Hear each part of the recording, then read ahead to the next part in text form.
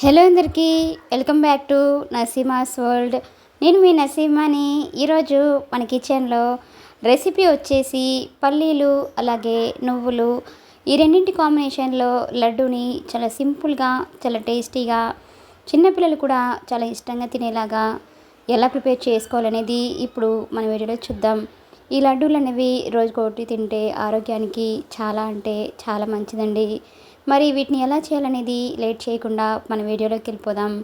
ముందుగా stove on చేసుకొని ఒక ప్యాన్ని తీసుకోండి. దానిలోకి 1 కప్ వరకు పల్లీలను వేసుకోండి.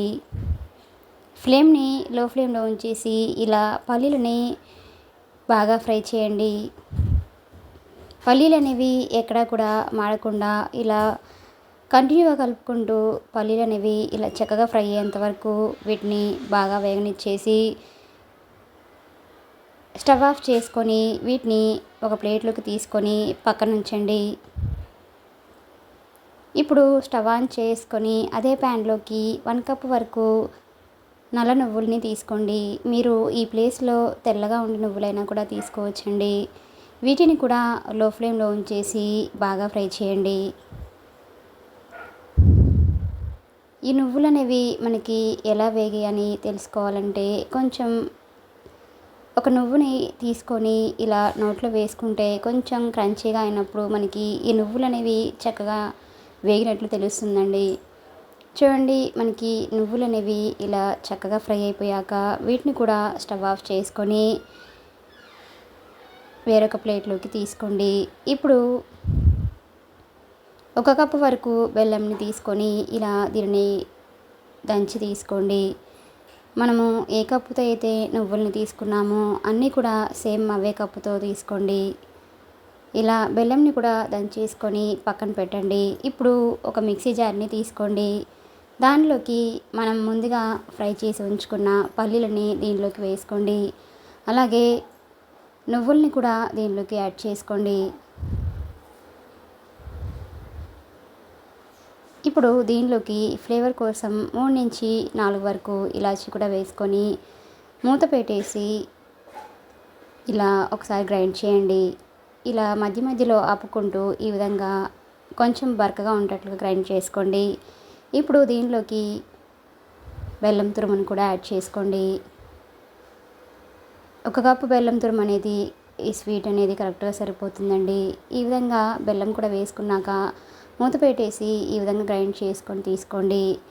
ఇలా గ్రైండ్ చేసుకున్న ఈ మిశ్రమాన్ని ఇప్పుడు ఒక కడాయిలోకి వేసుకొని దీనిలోకి 1 స్పూన్ వరకు నెయ్యిని కూడా వేసుకోండి.